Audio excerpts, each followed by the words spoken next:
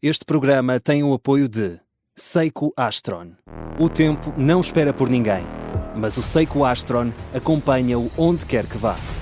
Com precisão atómica, 1 segundo a cada 100 mil anos, sem necessidade de mudança de bateria e apenas alimentado por energia luminosa, ajusta-se a qualquer fuso horário. Seiko Astron, o primeiro relógio GPS solar do mundo no seu pulso. Esta é a história do dia da Rádio Observador. Os militares dão bons presidentes. E se de facto os portugueses eventualmente acharem que o general Isidro Pereira, o cidadão Isidro Pereira, porque é disso que se trata, reúne as condições para ocupar cargo de tamanha responsabilidade, eles dirão Isidro Moraes Pereira é um possível candidato a juntar-se ao candidato confirmado Henrique Gouveia Melo, um major-general e um almirante na mesma corrida ao Palácio de Belém. Há 40 anos, desde 1986, que não temos um presidente militar, nem isso voltou a parecer fazer sentido. O que diz a história sobre os presidentes militares que já tivemos? E por que é que a ideia de ter um militar à frente da presidência da República parece encantar tanta gente? Vou conversar com Jaime Nogueira Pinto, historiador e colunista do Observador. Eu sou a Sara Antunes de Oliveira e esta é a história do dia. Segunda-feira, 30 de junho. Bem-vindo, Jaime Nogueira Pinto. Olá, viva, como está? De onde vem este encantamento que tantos parecem ter pela ideia de ter um presidente militar? Eu acho curioso, quer dizer, porque normalmente, enfim, na história de Portugal, a gente tem presidentes militares, por exemplo, tem na Primeira República, tem o Sidónio Pais e o Almirante Canti Castro, não é? Mas crise, não é? O Sidónio Pais chega à presidência, é eleito por sufrágio universal masculino, e chega à presidência, mas depois de um golpe de Estado, não é? De certo modo é confirmado, não é? Popularmente. O Canti Castro sucede-lhe e é também um militar conservador, mas digamos, é uma época de crise, não é? Uma época de crise da Primeira República. Depois temos uma série de presidentes militares na transição do 28 de maio para o Estado Novo, não é? Portanto, na ditadura militar, como o nome indica, temos o Mendes Cabeçadas que fica uns dias, depois Gomes da Costa que fica umas semanas, depois Carmona que dura o Estado, dura até morrer, não é? Até 51. Mas Salazar entendia que isso faz todo sentido, que os militares era quem o tinha chamado para o poder e, portanto, o Presidente da República, digamos que era um representante do meio militar, não é? Portanto, do Estado autoritário, que era um Estado antipartidário e que suspendeu, de certo modo, uma parte dos direitos políticos e proibiu os partidos políticos, etc. Depois tivemos outra vez militares, uma série de militares, Spínola, Costa Gomes e depois a fechar, já eleito, Ramalhianos, depois da transição, também numa crise, não é? Portanto, de facto, normalmente, e não vemos, olhando à volta, por exemplo, na Europa não há nenhum chefe de Estado que seja militar, excluindo os reis que pronto, que têm lá os cursos das academias todas, mas não há, digamos, portanto... Mas há esta associação entre lideranças militares e momentos de crise? E crise, isso não há dúvida que há, historicamente há, até porque normalmente a gente tem, por exemplo, na Europa, no período entre guerras, tem variadíssimos regimes autoritários militares, lá está, tem o general Pilsudski, o marechal Pilsudski na Polónia, tem o almirante Horthy na Hungria, mas tudo isso é o anticomunismo, é uma espécie de estado de exceção. Portanto, eu aqui acho que esta ideia do militar, e nomeadamente do almirante Gouveia Melo, é a ideia de ser alguém que não é da classe política, quer dizer, o regime fez agora 51 anos, portanto também é um tempo normalmente de ciclo e de crise, e portanto acho que as pessoas Quer dizer, os militares lembram-se que talvez, exatamente porque está tudo farto dos civis dos partidos, que talvez seja uma oportunidade para eles. Mas qual é a sua interpretação quando vemos agora surgirem nomes como Henrique Gouveia Melo, que é um candidato confirmado, ou Isidro Moraes Pereira, que é um possível candidato, isto significa, na sua perspectiva... Vai ficar uma moda, quer dizer... É uma moda. Vai ser uma moda e vamos ver quantos mais... Ainda falta alguém da Marinha, não é? Mas que, da Marinha, da Força Aérea, aliás. Da Força Aérea, falta alguém da Força Aérea. Mas isto significa, Jaime Nogueira Pinto, que os portugueses olham para o momento atual como um momento de crise, ou a crise deste momento que justifica estes militares é das próprias instituições? Eu acho que é um cansaço. Vamos lá ver. Nós entramos, primeiro, é esse aspecto do tempo do regime, não é? O regime anterior, o regime autoritário, entre a ditadura militar e o Estado Novo, durou 48 anos, portanto, praticamente meio século, não é? Este está a fazer também, já fez o tal meio século.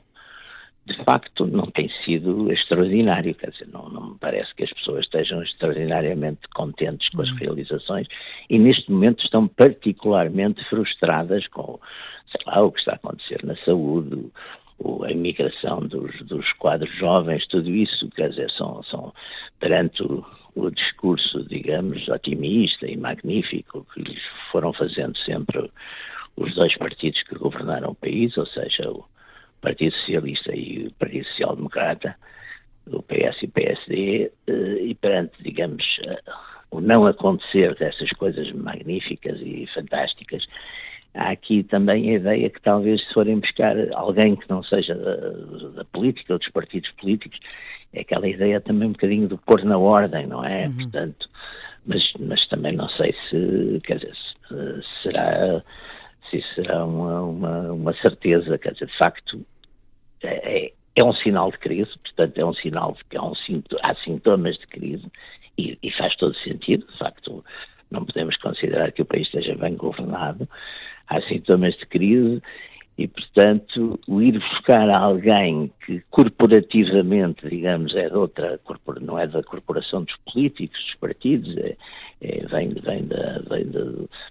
pode fazer para alguns, ou pelos vistos para bastantes portugueses, faz algum sentido, quer dizer, mas nunca depende, eu acho, independentemente de ser militar ou civil, depende, enfim, das qualidades da pessoa, depende mas não há dúvida que há aqui um associar de sintomas de crise a ir buscar a outro grupo, a outra tribo, a outro grupo, digamos, a uma espécie diferente que não sejam os políticos dos partidos. Já voltamos à conversa com o historiador Jaime Nogueira Pinto. Na segunda parte vamos tentar perceber se haverá alguma incompatibilidade entre instituições democráticas e a figura de um militar a liderá-las.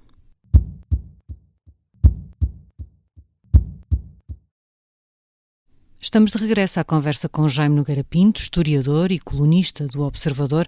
Jaime Nogueira Pinto, olhando para a história, para esta história de que falámos na primeira parte, os militares que assumiram esses papéis corresponderam à expectativa de serem salvadores de alguma forma? Bom, vamos lá ver. Eles, não há dúvida que, por exemplo, Sidónio Pais apareceu, fez um movimento militar em dezembro de 1917, foi seguido praticamente por uma grande parte do exército e, sobretudo, pelos cadetes da escola de guerra, portanto, da Academia Militar. E não há dúvida que ele acabou por ser popularíssimo e foi eleito em 1918, foi o único presidente da República, o primeiro e único presidente da Primeira República eleito por sufrágio universal, porque na Primeira República, sufrágio universal masculino, na Primeira República, o Presidente da República, pela Constituição de 1911, era eleito pelas duas câmaras pelo Parlamento e pelo Senado. E Sidónio depois foi assassinado, não é? Mas Sidónio, de facto, restabeleceu, enfim, uma certa salvaguarda para a Igreja, para os monárquicos, quer dizer, para uma série de perseguições. O almirante Canti Castro, que era um homem muito conservador, veio logo a seguir e foi eleito nessa volta. Carmona, no princípio do 28 de maio, também há um tira e põe, quer dizer, quem governa são de facto, o poder está nos capitães e tenentes do 28 de maio, que acabam por delegar em Carmona, e Carmona, de certo modo, estabiliza o exército e estabiliza a relação do exército com Salazar, que vai ser, no fundo, vai ser quem vai ser, digamos, o homem político e que vai fazer a gestão política da transição da ditadura militar para o Estado Novo. E, portanto, Carmona, de certo modo, está ali na sua figura e enfim, de representante das Forças Armadas e acaba por funcionar, tanto que vai sendo reeleito, digamos, dentro do sistema autoritário do Estado Novo. Craveiro Lopes, de certo modo, tem alguns problemas, porque Craveiro Lopes, entre Craveiro Lopes e Salazar está o Coronel Santos Costa, que de certo modo é o homem forte das Forças Armadas, e Craveiro Lopes não gosta disso. O Almirante Tomás ficou bastante mais, digamos, teve bastante mais ligação, quer com Salazar, quer depois com Marcelo Caetano. Depois voltamos a ter os militares na transição, não é? No 25 de Abril, que o general Spínola é chamado pelos capitães porque entendem que para dar respeitabilidade ao golpe militar faz sentido um general, e ele tinha mostrado alguma oposição ao Estado Novo, ao marcelismo e tudo isso. Portanto, é ele que é escolhido na junta. Sucede o Costa Gomes, que foi sempre mais acomodatício e um bocadinho se chamava em calão rolha, e fica, não é? E depois é o general Ramalhianes que faz a transição, não é? E esse já é eleito popularmente, mas de facto isto está associado sempre a um sintoma, ou pelo menos a uma certa percepção e a um certo historial de crise, não é? Mudanças de regime, quer dizer, quando a gente tem estas levas de militares, de facto são 3 no 28 de maio e são 3 depois no 25 de Abril, quer dizer, a maioria são nessas épocas, e os outros, enfim, no Estado Novo eram designados exatamente por representarem, digamos, uma certa confiança das Forças Armadas e nas Forças Armadas com o salazarismo e depois com o marcelismo. E deixaram de existir, pelo menos nos últimos 39, 40 anos, desde Ramalhianes. Porquê? Por uma percepção de estabilidade? Não, exatamente por isso. Achou-se que já não era preciso, quer dizer, vamos lá ver, Ramalhianes é um símbolo também dessa transição, digamos, é um símbolo de todos aqueles 18 meses, aqueles 18 meses do PREC, não é? Portanto, que primeiro faz uma grande viragem à esquerda, com as prisões de 28 de setembro de 74, depois com o 11 de março de 75, que digamos é o momento de grande radicalização do 25 de Abril, e depois com o termidor de 25 de novembro, que vai dar lugar depois a este governo, ao centrão que nos governa desde 76, ou seja, se reparar, o partido que está no governo ou é sempre, o chefe do governo é sempre ou do PSD ou do PS, e os presidentes da República também houve 2 do PS, não é? O Dr. Soares e o Dr. José Sampaio, e um do PSD, que foi o professor Cavaco Silva. Quer dizer, portanto, digamos que estes 2 partidos, o tal, eu costumo chamar o centrão, eu e muita gente, um mais ao centro-esquerda, o PS, outro mais ao centro-direita, o PSD, monopolizaram de facto o poder durante. Agora, apareceu uma terceira força, ou uma quarta força, mas que acabou por dissolver, desapareceu a força da extrema-esquerda. Portanto, agora ao PS, à aliança AD, no fundo, que é o PSD, um bocadinho reforçado pelo CDS, e há esta nova força do Chega, que, enfim, já tem 22% ou 23% do eleitorado e 60 deputados, e portanto, o regime passou para uma tripolarização. E isso inicia uma certa crise, não é? Mas, portanto, aí parece que o Presidente da República acabará por ter algum papel, e por isso também há um certo nervosismo e uma certa novidade à volta dele agora.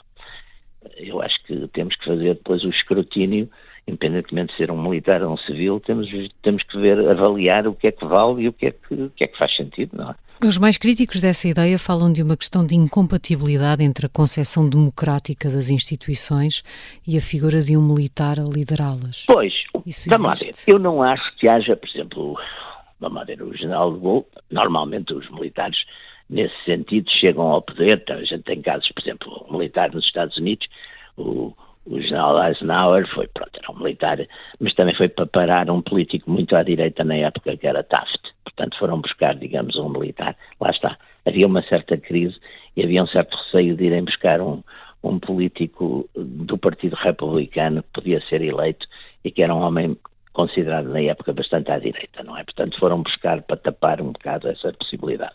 Portanto, normalmente quer dizer, quando se vai buscar alguém fora da classe política para estas coisas é porque há alguma crise, não é? O general de Gaulle, por exemplo, também vão buscá-lo, não é? Colombier das Églises, em 58, em nome de uma revolta da Argélia francesa, que ele depois acabou por ser ele que promoveu a independência da Argélia. Mas quer dizer, há sempre, normalmente os políticos, enfim, os chefes, os presidentes da República são políticos, normalmente são homens políticos que estão na política e que os partidos, não é? Que é o que é normal em democracias de alternativa, é normal que sejam políticos, não é? Portanto, quando se vai buscar fora, é porque há algum ou sintoma ou alguma coisa de que qualquer coisa não está a funcionar. Obrigada, Jaime Nogueira Pinto. Nada, obrigado. Jaime Nogueira Pinto é historiador e colunista do Observador, onde escreve todos os sábados. Antes de terminar, algumas notas sobre a próxima semana. No desporto, já hoje, segunda-feira, arranca o torneio de Wimbledon, com 2 tenistas portugueses, Nuno Borges e Jaime Faria. E na quinta-feira, no Europeu de Futebol Feminino, a Seleção Nacional defronta a Espanha. Também na quinta, começa o julgamento da Operação Marquês, 12 anos depois do início da investigação. Isto, claro, se não houver um novo adiamento. E na sexta-feira o Parlamento debate as propostas do Governo sobre o IRS e a imigração. Esta foi a história do dia. A sonoplastia é do Artur Costa, a música do genérico é do João Ribeiro. Eu sou a Sara Antunes de Oliveira. Boa semana e até amanhã.